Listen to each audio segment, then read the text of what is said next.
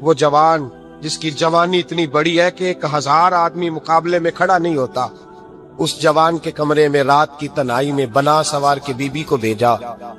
وہ be be کہتی ہے میں ساری رات بن سور کے اس صحابی کے کمرے میں بیٹھی رہی، لیکن یہ کیا شخص تھا، ساری رات ہی مصلے پہ بیٹھا رہا، ساری رات ہی۔ کچھ دیر تھک جاتا تو یہ کریم رسول پہ درود پڑھنا شروع کر دیتا۔ بی بی کہتی ہے سحری ہو گئی تو میں نے چھو کے دیکھا کہ انسان ہے کہ جن ہے، یہ بندہ ہے کہ فرشتہ ہے، چھو کے دیکھا۔ کہنے لگے پیچھے ہٹ جا۔ میں نے کہا میں نے تو سنا تھا تو 1000 کے مقابلے میں ہے اور تو اتنا بے حس ہے کہ بنی سوری دلہن بیٹھی ہے، تو نے نظر نہیں کی؟ عبداللہ بن حذافہ، بی بی کہتی ہے نظر پھر نہیں اٹھائی، نظر پھر جھکی ہوئی ہے۔ کہنے لگے بی بی میں مجبور ہوں، اب میرے اوپر کوئی حسن نہیں چلتا، میں نے جلوہ بدوحا کا دیدار کیا ہوا ہے، اب میری نگاہوں میں جچتا نہیں کوئی، اس لیے کہ جیسے میرے سرکار ہے ایسا نہیں کوئی۔ کبھی بھی اب نہیں کسی کا میرے اوپر جادو چلتا، میں نے مصطفیٰ کو اور کہا ذرا پیچھے ہٹ کے بیٹھ، مجھے میرے رسول نے غیر محرم سے بچنے کا حکم دیا ہے، ذرا پیچھے ہٹ کے بیٹھ۔ سحری کا وقت تھا۔ وہ بی بی کہتی ہے اس نوجوان کے جملے میرا سینہ چیر گئے، کلیجہ پھٹ گیا، چیخ نکلی، میں کفر کے عالم میں روئی۔ میں نے کہا مجھے بتا تو صحیح، آخر یہ جذبہ کہاں سے ملتا ہے، آخر یہ روشنی تو میں نے دیکھی نہیں، کہاں سے آتی ہے؟ ایک میرا باپ ہے جو بنا سور کے مجھے تیرے کمرے میں چھوڑ گیا، بتلا یہ کہاں سے کیف آتے ہیں؟ عبداللہ بن حذافہ کہنے لگے اگر کیف لینا ہے تو بھی میرے مصطفیٰ کا کلمہ پڑھ جا، آجا دروازے رسول پہ جھک جا، مل جائے گا۔ سویرے دروازے پہ باپ آیا بیٹی سے رزلٹ لینے، دروازہ کھولا تو بیٹی نقاب پہنے باہر آئی۔ باپ کہنے لگا کیا بنا؟ کہنے لگی پیچھے ہٹ جا، تو غیر محرم ہے، کافر ہے، میں مسلمان ہوں۔ اس نے کہا کیا ہوا؟ کہنے لگی تیرے جیسے کو باپ کہوں، تیرے جیسے کو جو مجھے استعمال کر رہا تھا، میں تجھے باپ نہیں مانتی، میں اب رسول والی ہو گئی، میں حضرت فاطمہ کی کنیزہ ہو گئی، میں اب نبی کریم کی خادمہ ہوں، خبردار میرے قریب نہ آنا۔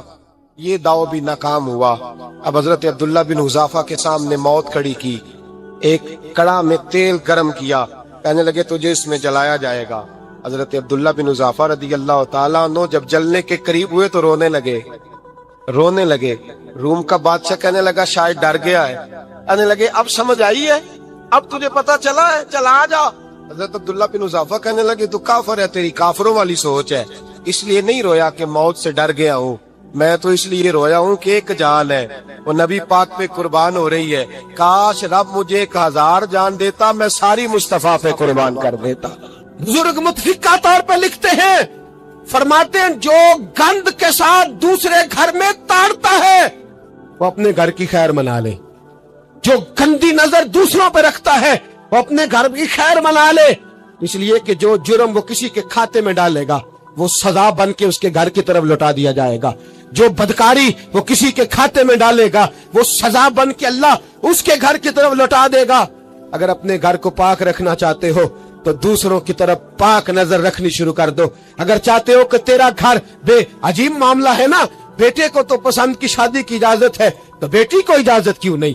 اگر تیرا بیٹا پسند کی شادی کرے گا تو یاد رکھنا پھر جب کسی کی بیٹی یہ لفظ بولتی ہے پھر عزتوں کے جنازے نکلتے ہیں، پھر اوریانی فحاشی کا جو ہے وہ کلک لگتا ہے ماتھے پر، پھر یاد رکھنا چاروں جانب سے رسوائیاں تیرا نصیبہ ہوتی ہے۔ اگر تو بیٹی کو روکنا چاہتا ہے تو بیٹے کا ہاتھ پکڑ، اگر تو بیٹی کو صاف رکھنا چاہتا ہے تو بیٹے کو شرم و حیا کی چادر اڑا، اگر تو بیٹیوں کے کردار کی حفاظت کرنا چاہتا ہے تو پہلے بیٹے کو پابند شریعت بنا۔ ایک بہت بڑا گناہ بدنگاہی کا گناہ ہے۔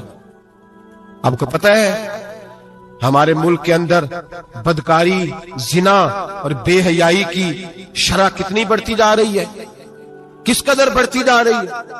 وہ لوگ جو نکاح کر لیتے ہیں وہ بھی اپنی نگاہوں کو، میں اکثر کہتا ہوں حضور نے فرمایا نکاح آدھا ایمان ہے، جس نے نکاح کر لیا اس کا ایمان مکمل ہو گیا، تو جو نکاح کے بعد بھی باز نہ آیا میں اس کو بے ایمان نہیں کہتا، لیکن نبی پاک نے فرمایا جو نکاح کر لے اس کا ایمان ہے، بولیے ایمان، محفوظ ہو گیا اس کا ایمان، سارے بولیے ایمان، اور جو پھر بھی باز نہ آئے حضور کہہ رہے ایمان مکمل ہو گیا، اور جو نہ باز آیا کیا فتویٰ دیا جائے حدیث کی روشنی میں؟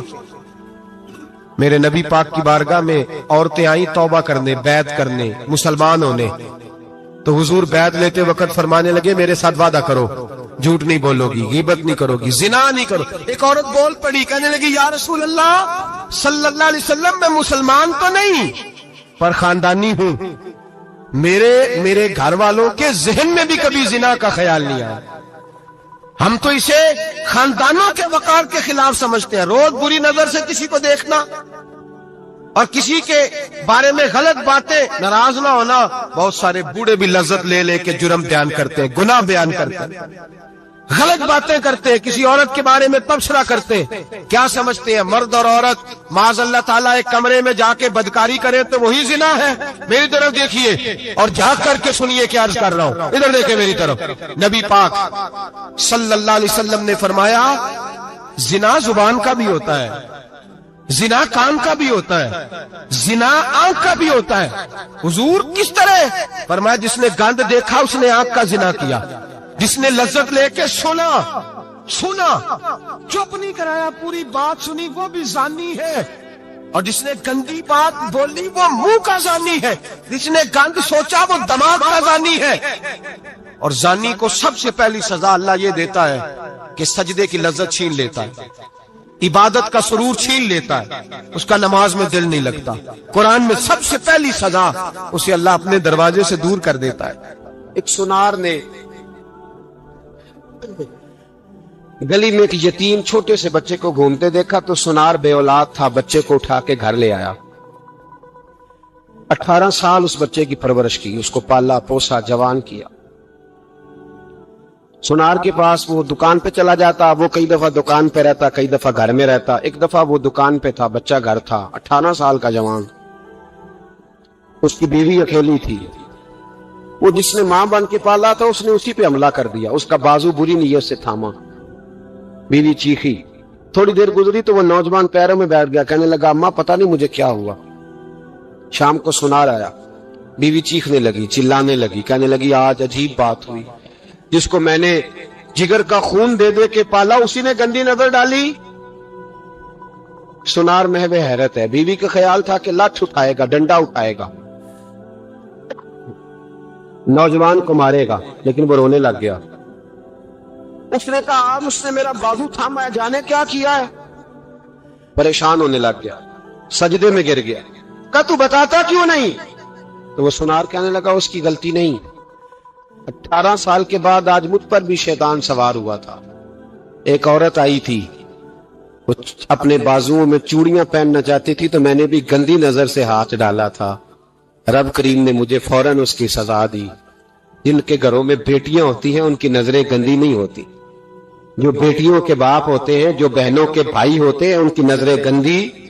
اور اگر تو ٹیلی فون کرتا ہے، تو کسی عورت کے ساتھ تعلق رکھتا ہے تو یہ بات لکھ لے، امام فخر الدین رازی 1، علامہ اسماعیل حقی 2، ملا جلال الدین رومی 3، امام خازن 4، امام جلال الدین سیوطی 5 حدیث کے استاد اور محدث لکھتے ہیں کہ اگر تو کسی پر گندی نظر ڈالے گا تو تیرا گھر بچ سکتا، یاد رکھ نہیں بچے گا، اس لیے کہ تیری نظر کسی کی بیٹی کو بیٹی سمجھ تاکہ تیری بچی کا پردہ قائم رہے، کسی کی بہن کو۔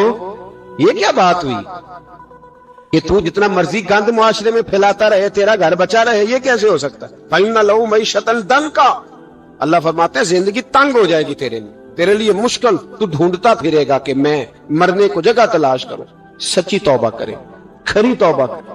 یہ گناہ انسان کو مجبور کر دیتے ہیں۔ حضرت عبداللہ بن مبارک رحمت اللہ تعالی علیہ، ان کے سینکڑوں شاگرد تھے، ایک شاگرد کے انتقال کا وقت آیا تو گھر گئے ملنے۔ آپ کہتے ہیں میں نے زور لگا لیا پر اس کی زبان پر کلمہ جاری نہیں ہوا۔ میں اسے کہتا کلمہ پڑھ پر اس کی زبان پر جاری۔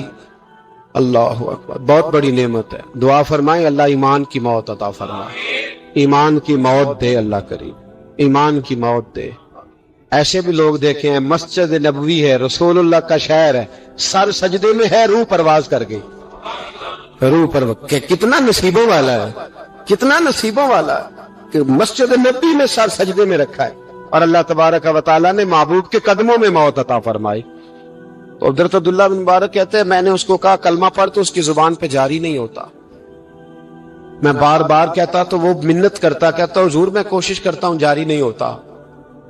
فرماتے میں پریشان ہو کے اٹھا, ابھی میں دروازے پہ پہنچا تھا, اس نے چیخ ماری اور روح پرواز کر دی. بچے رونے لگے, بیوی رونے لگی. تو میں نے اس کی بیوی سے کہا کہ جرم کیا کرتا تھا, اتنا بڑا پاپی پہ کلمہ جاری نہیں ہوا. اس کی زوجہ کہنے لگی حضرت جی 2 گناہ تھے اس کے. ایک تو یہ شراب کا عادی تھا, روکتی تھی باز نہیں آتا تھا, اور دوسری بات یہ کہ یہ اپنی اماں کا نافرمان تھا. وہ 2 گلیاں چھوڑ کے رہتی ہے, یہ کبھی ملنے نہیں گیا تھا.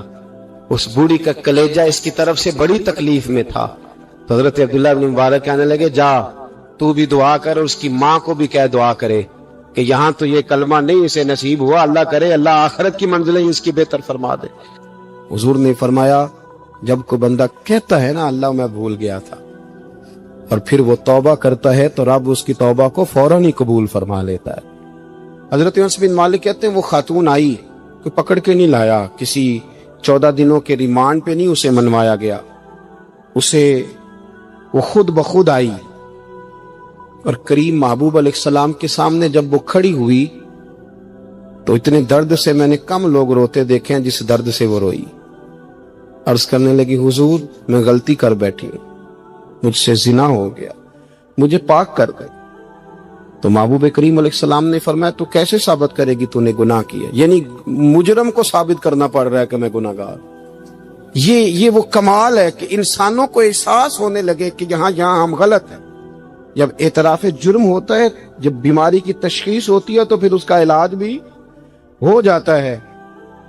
حضرت انس بن مالک کہتے ہیں وہ عرض کرنے لگی حضور میرے پیٹ میں ناجائز بچہ ہے.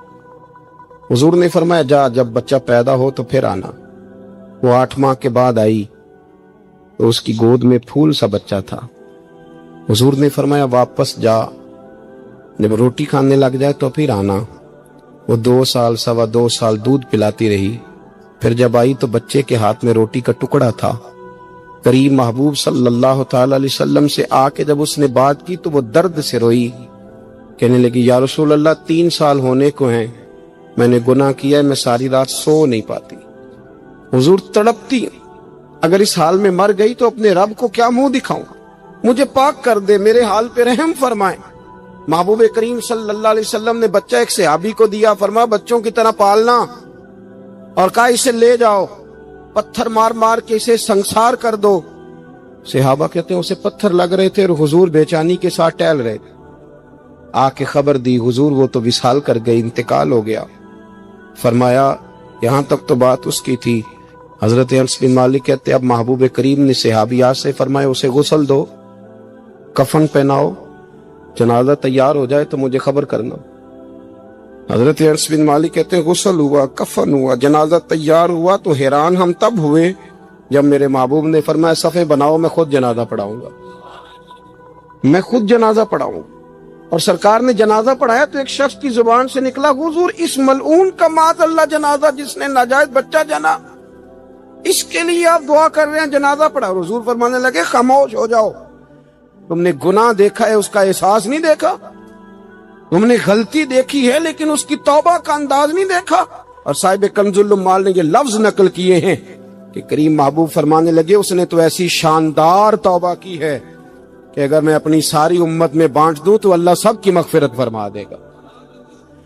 احساس جب پیدا ہو جاتا ہے نا اپنے دل کے اندر کہ یہاں میں غلط ہوں. ان العبد اذا اعترف ثم تاب تاب اللہ علیہ او کما قال نبی صلی اللہ علیہ وسلم, رواہ مشکات. بھائیو آج ہمارے سجدے بے کیف ہیں, آج لوگ غلط جگہ پہ گھنٹوں بیٹھے رہتے ہیں, مسجدوں میں لوگوں کے دلوں کو گھبراہٹ ہوتی ہے, لوگ بھاگتے ہیں.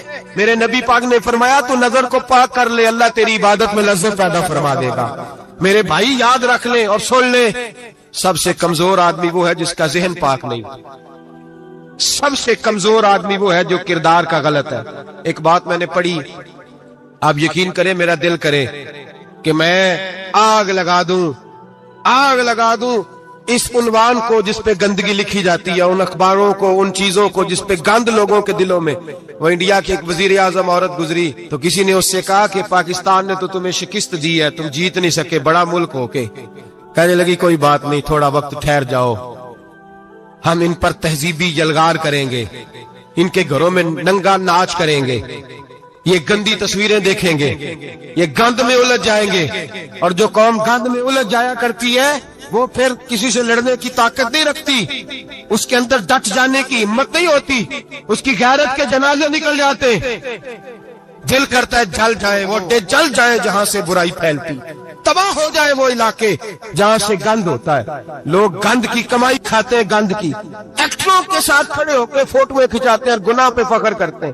اور گندے لوگ کہتے ہیں اللہ کا فضل ہے ہم گند پھیلا رہے ہیں، ثم معاذ اللہ. لوگ گناہ پہ فخر کرتے ہیں چوکوں چوراہوں میں.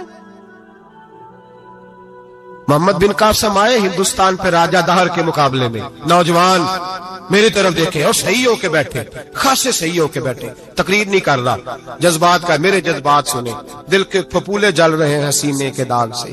اللہ کی قسم روح کی گہرائی سے بات کر رہا ہوں، وہ بات کر رہا ہوں جو سینہ کہہ رہا ہے کہ پھٹ جائے اور کہنا نہ پڑے. قرآن و حدیث پڑھتے ہیں اور پھر اپنا حال دیکھتے ہیں تو لگتا یہ ہے کہ عذاب قریب آ گیا ہے، لگتا ہے زمین پھٹنے والی ہے، آسمان گرنے والا، لگتا ہے قریب آ گیا سارا کچھ. سمجھے کیا عرض کر یہ بات اگر آپ سمجھ گئے تو قیمت وصول ہو گئی. اس کو سمجھ گئے تو سمجھ لیں آپ کے مزاج کے اندر اللہ نے تبدیلی پیدا کر دی. محمد بن قاسم 18 سال کا جوان، ایک عورت کی عزت پر راجہ دہر ہندو نے حملہ کیا، محمد بن قاسم بچانے آئے. جب ہندوستان آئے فوج تھوڑی تھی، علاقہ تھوڑا تھا، راجہ دہر کی فوج بہت زیادہ، اور پھر اپنا عرب چھوڑ کے یہاں آ کے ہندوستان میں اس کے علاقے میں اس پہ حملہ کرنا، حالات خراب تھے. محمد بن قاسم پریشان ہے. ایک بزرگ نے دیکھا، کہنے لگے پریشان کیوں ہو؟ کہنے لگا سوچتا ہوں علاقہ بھی اس کا، فوج بھی اس کی، میرے فوجیوں کو تو رستوں کا بھی نہیں پتا، کیسے جنگ کریں گے، کدھر سے آئیں گے، اور پھر ہمیں زبان بھی نہیں آتی، کیسے کام ہوگا، ڈر رہا ہوں. 2-4 دن گزرے تو محمد بن قاسم اشاش بشاش ہو گئے. اور بزرگ کہنے لگے خیر ہے، بڑے مطمئن ہو گئے ہو. کہنے لگے بس راجہ دہر ہم سے مقابلہ نہیں کر سکتا، راجہ دہر ہمارے مقابلے میں کھڑا نہیں ہو سکتا. وہ گرا کے گرا، وہ لڑکھڑایا کے لڑکھڑایا، ریزہ ریزہ ہو جائے گا. آپ کو کیسے خوشخبری مل گئی؟ کہنے لگے مجھے پتا چلا ہے کہ راجہ دہر ذہن کا گندا ہے، وہ تو چچا کی بیٹی کو نہیں چھوڑتا، ماموں کی بیٹی کو نہیں چھوڑتا، خالہ کی بیٹی کو گندی نظر سے دیکھتا ہے. جس کا ذہن گندا ہوتا ہے وہ کسی کا مقابلہ نہیں کر سکتا. ہمیں فتح ہوگی، فتح، وہ گرے گا. وہ بزرگ کہتے ہیں میں سمجھ گیا کہ واقعی سے فتح ہوگی. آج کشمیر کیوں آزاد نہیں ہو رہا، فلسطین میں آگ کیوں لگی ہوئی ہے؟ مسلمان جب تک ذہن کا گندا ہے کمزور ہے، جب تک ذہن کا ناپاک ہے کمزور ہے. حضرت سعد بن ابی وقاص رضی اللہ تعالیٰ عنہ فرمایا کرتے تھے اللہ مسلمان کی مدد اتنی دیر تک کرتا رہتا ہے جتنی دیر تک مسلمان کا ذہن صاف رہتا ہے، کردار پاک رہتا ہے. آج اس لیے معاشرے میں لگی ہے. نوجوانوں تم کہتے ہو کامیابیاں نہیں ملتی، اسے کیسے کامیابی مل سکتی ہے جس کا ذہن ہی صاف نہیں؟ وہ کیسے دنیا کی بازی جیت سکتا ہے جس کی نگاہ ہی پاک نہیں؟ وہ کیسے آگے بڑھ سکتا ہے جس کے کردار میں پاکیزگی نہیں؟ اپنے آپ کو پاک کر لو، اللہ ہر مشکل میں تمہاری مدد فرمائے گا، ہر رستے میں تمہاری مدد فرمائے گا. اور میں نے کہا جب آدمی ناپاک ہوتا ہے تو رب کریم اس سے عبادت کی لذت چھین لیتا ہے. اور اللہ کی سب سے بڑی سزا یہ ہے کہ کسی کو سجدہ نہ لمبا کرنا دے. رب کریم سب سے زیادہ اس سے ناراض ہے جس کو قرآن پاک کے کھولنے کی توفیق نہ ہو. سب سے زیادہ رب کریم اس شخص سے ناراض ہے جو اللہ کی بارگاہ میں جھکنے کی لذت چھوڑ جائے. میرے نبی پاک سید عالم علیہ السلام کے صحابہ لمبی عبادتیں کرتے تھے، لمبی. کسی نے کہا تھا روم کے بادشاہ تھے کہ یہ مسلمان فاتح کیوں ہو جاتے ہیں؟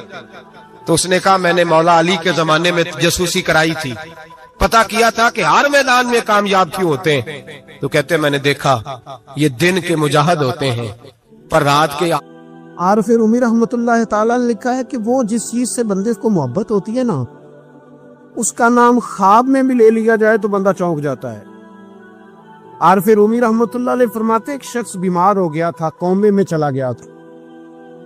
وہ کئی लोगों ने कोशिशें की पर वो शिफा नहीं होती थी। बाप उसका बहुत बड़ा आदमी था, मालदार था, तो उसने एक बड़े तबीब को बुलाया। उसने कहा इसका पता तो करो, मामला क्या, कैसे ठीक हो सकता है। तो वो तबीब कहने लगा कि ये ना किसी से मोहब्बत करता है, जिससे मोहब्बत करता है उससे बिछड़ गया है और उस गम में इस कैफियत में चला गया, दवाइयां शवाइयां असर नहीं करेंगी। तो वो कहने लगा अब हमें तो पता भी कोई नहीं किससे इसका प्यार है, किस दोस्त की, किस महबूब की जुदाई में ये परेशान है, तो कैसे पता करें। तो वो तबीब सियाना था, उसने कहा ये कौन कौन से मुल्कों में जा चुका है। उसने मुल्कों के नाम लिए तो उस तबीब ने ना उसके कान में उन सारे मुल्कों का जिक्र किया। जब वो वाला मुल्क आया ना तो हल्का सा चौंका वो। कहने लगा अब इस मुल्क के अंदर जितने शहर हैं उनके नाम बताओ। वो शहरों के नाम लिए तो जब वो वाला शहर आया ना तो वो जरा थोड़ा सा ना और चौंका। कुछ उसने अब हाथ पैर भी हिलाने शुरू किए। कहने लगा अब उस शहर के अंदर जितने मोहल्ले हैं ना उन मोहल्लों के नाम लो। अब वो जो एक एक करके मोहल्ले के नाम लेने लगे तो जब वो वाला मोहल्ला आया ना, शहर बगदाद की है निशानी, कुचियां लम्मियां चीरा, शहर बगदाद दे टुकड़े मंगसा ते करसा मीरा मीरा। और फिर उन्हें कहते वो जब उस मोहल्ले का नाम आया ना तो पूरा चौंक गया। थोड़े से लोग होते थे, थोड़ी सी आबादी होती थी। उसने उसके बाप से कहा कोई तरीका इख्तियार कर, उस मोहल्ले में बसने वाले जितने लोग हैं ना उन लोगों की फहरिस्त मंगा। उस मुल्क से, उस मोहल्ले से उन लोगों की फहरिस्त आई। जब एक एक नाम बोले जाने लगे और जब नाम आया ना महबूब का, ना इल्मा विच फसा सानू तो यार दी गल सुना।